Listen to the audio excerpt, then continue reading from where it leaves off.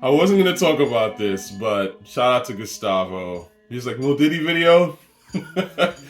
It just keeps coming, keeps coming. Oh, yeah, do The it. remix, right? Niggas mad, they get more butt than ashtrays. Okay, pause. I got the Illuminati t-shirt on deck. Let's get into it. Um, you know what, man? This whole shit is crazy. Shout out to Diddy. Shout out to Dep. Everybody. Okay. What can I say about this? Look, I tend to stay away from obviously talking about rappers' personal lives and media fodder and shit like that. I'm really a music dude, like 100%. I don't care really what goes on in a person's life. I've always separated the art from the person. I was doing this as a kid, so like it's not hard for me to do it as an adult. And frankly, it always surprises me when people, especially adults, can't do it. Like to me, one of being like being an adult is understanding that adults can do multiple things at one time. You know, some of the things they do can be good, and some of the things they can do can be terrible, right? It's really only a child or an infant that can't separate those two things. So yeah, that's my whole point. I'm a Diddy fan. I always will like Diddy. I love Diddy's approach to rap in a sense, what he brought to the game. The artist and that fun and flair and the, you know what I mean, always being all up in the video and shit. That's me. I love that shit. That shit's brilliant. He was smiling, the charisma. I mean, Diddy changed rap for the better. Okay, now him rapping himself was garbage for the most part. He did have his moments where he was decent and pretty dope, but in general he was not a good rapper. But in terms of being an A&R or someone of presence, a dancer, he was fantastic. Okay, again, if I'm assuming that he kind of did all that stuff and he wasn't just, I don't know, jacking people's ideas and running with it or whatever, I think he did bring something to the table, especially for that long, for someone who was around making great music for like a decade or more. I'm pretty sure that he had great ideas. So that's number one. With that said, obviously, if you do crimes and you're convicted for them, you should go to jail. I mean, it doesn't, you know, it's not hard for me, again, to separate the two. To be a real big fan of Diddy in terms of like the dancing and the vibe and what he brought to the game, and also being like, you should pay for whatever crimes, you know, you may or may not, you know, you may have committed. Now, number two, obviously, the other thing to keep in mind is that all of this stuff is allegations as of far. I see many a YouTube video that are just like, yo, you know, Diddy's done. He's a horrible person, and when he did this and stuff, I'm thinking to myself like, none of this shit has been proven. Like, you know, again, I'm not saying that it's impossible for Diddy to have done these things. It's quite likely that he could have done some of these things that you mentioned. But again, it's allegations, and until you prove them shits, it's irresponsible, really, and it's unfair. You know, like I don't take glee in hating on people. Like that's weird to me on the internet how people could just do that shit. So it's for clout, and it's corny as fuck to me, honestly. Real talk. I avoid a lot of that stuff. Like, I'm not gonna name names, but you already know there are certain people out here. All they do is ramble about celebrities. They may not know. Oh, this person does this, and I don't like it, and all this stuff. It's like, kill yourself, okay? You're a shell of a person. Go find something to do. Number three, let's see. You know, hip hop will tell you about itself, man. This is the thing that always kills me about rap. Whether deliberately or by mistake. Puff Daddy, bad boy. You already know what it is. You know what I mean? Like, that was what they were going for this entire time, right? Anyway, classic. This is what, to me, makes rap really funny, because ultimately, you go back and the songs match whatever bullshit they're in at the moment. And this is songs they made like 10, 20, 30 years ago. And you're like, yeah, you were telling on yourself. You were telling me who you are, you know what I'm saying?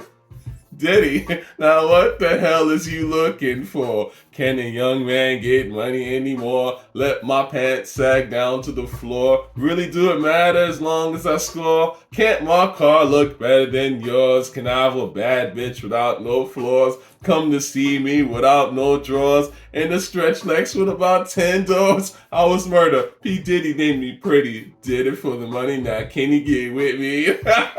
Yo, Mase was spin that shit. But again, this is what I think is real funny. Ultimately, you get the sense that a lot of this backlash, there's this jealousy and hate mixed all in that, right? Like Diddy was all up in your face, enjoying life, smashing all kinds of people.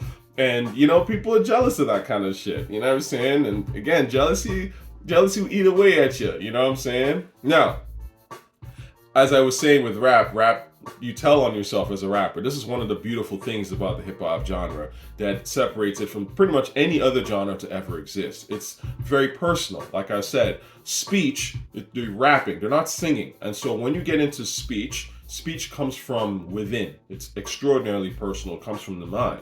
So you're experiencing, when a person's making music, it is supposed to be that individual's thoughts and sort of direct to the consumer. So it's very hard to hide your characteristics.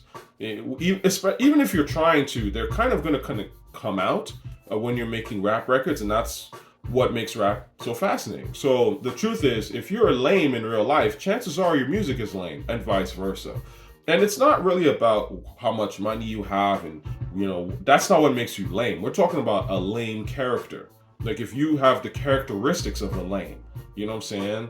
Then that's gonna feed itself into the music, because when you're making the music, it's gonna come out somehow, right? I mean, even thinking about stuff to rap about, that's a huge part of what it means to be a rapper, right? If you were to be a rapper today, what would you rap about? You would have to rap about something that interests you or speaks to you. And even if you had writers, those writers would have to write for things that you would want to put out there. And so even if someone is writing for you and you have no say in the content, again, it shows that you're kind of an automaton. You're like, a generic dude or girl who has no thoughts, and that makes you a lame. So the stuff that person's writing for you is probably going to be lame, right? It's, again, hip hop, you can't really hide in hip hop. You are who you are. So, and then I would say one thing to also consider as I play this, my downfall be, of course, is that, fame comes and goes. It's always about the music. This is why I spend so much time talking about the music. Okay, fame comes and goes, infamy comes and goes, right? But the truth of the matter is that, you want, in my opinion, at least for me, I want long-term respect. If I was to ever become famous, I don't want to be famous today and then get torn down the next day or whatever. I think all that's goofy. Even if it takes like 20 years to tear me down, I don't really respect that. The people that I look at and I'm like, man, that person's famous. Like, you look at Steven Spielberg's of the world, Al Pacino, they have a certain level of respect, okay? You will never get to. But that comes out of doing great art, consistently, actually. And also not getting involved in stupid shit. You know what I'm saying? Like, not letting the fame, go to your head and, exercising your ego and just, trampling on people, because that's not a good thing, right? The point is just do your thing, keep your head down, and just keep going. And those are the people, ultimately, that we build up a lot of respect for.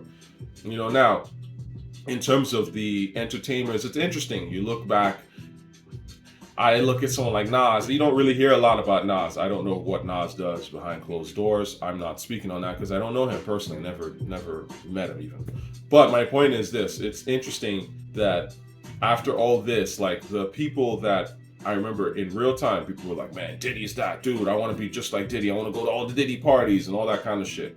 And now people are, even I'm sure a fair amount of those people who would suck a tool just to get into a Diddy party are now clowning Diddy on the internet, right? For clout. And I just think, again, this is how human beings are, right? Meanwhile, at the time, they would have shitted on the Nas. Oh, Nas, he don't be outside like that. He's not on industry parties or whatever. Like, he's corny, right? But now it's like, again, that was cool back then, right? But long term, you look at certain people and you go, yeah, I like how they move. They move kind of quiet. You know what I'm saying? And hopefully respectfully. So that's who you want to emulate. To me, again, I'm in it for the long term, not really the short term. And ultimately, you got to treat people with respect. You know, unfortunately, there is an image of Diddy out there that he's sort of someone who's abrasive and likes to manipulate people and things like that. There's a bit of a, I would say, an image, you know? Well, this is what comes with it. I will say on that note, something that is kind of funny. Obviously we've been hearing about Diddy being bisexual or somewhat or some of that going on for years now. And you know, I never really looked into it too tough because I was like, oh, that's just internet talk. What's really interesting is that obviously there seems to be a little bit of smoke in that, and that it may be possible that he is in fact bisexual or whatever. Now, I know there's a lot of shaming on that, and see, that to me is corny because at the end of the day, I don't really care what your orientation is. I never did. I'm just not one of those people. I'm a straight male. And that's cool, you know what I'm saying? Whatever. But like, there's all kinds of. I mean, sexuality is a spectrum, right? Like, it's funny because they say that no one is really totally straight in a sense, you know, or you know, it's like a spectrum. It's like you're 97% hetero and 3% whatever else, something else. Even if you don't subscribe to that, the point is that there is a spectrum of sexuality, and as long as you have consent, there is absolutely no problem with being who you are. That's it. It's really that simple. You know what I'm saying? So if Diddy is bisexual, I'm not gonna judge him for that shit. You know what I'm saying? Like that's a very valid thing to be if you so choose to be that way. But I do not like to see how people are kind of judging. And like a lot of that vitriol is coming from that. And then when you see it, it's like, well, of course, like if people have this kind of vitriol for people where they're not heteronormative, then of course people are gonna hide their, you know, when they're not in that category, right? Or they feel a little different. And you know, you have to expect that. This is why you want a society that's open, that's honest, right?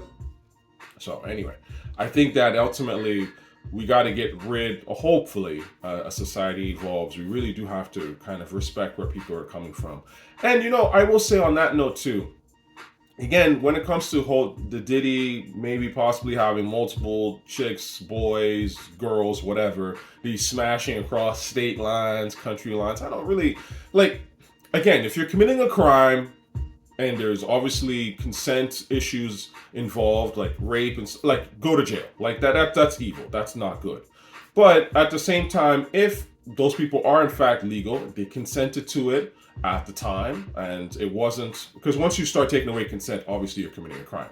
But if people fully consent to things, right, and they decide to be part of Diddy's harem of girls or boys or whatever, and then in hindsight are like, oh, you know what, I played myself by just being Diddy's, you know, side piece number 300, you can't go back and start trying to say, oh, Diddy, you know, he did this to me, and like Diddy sucks and all that stuff. It's like, fuck out of here.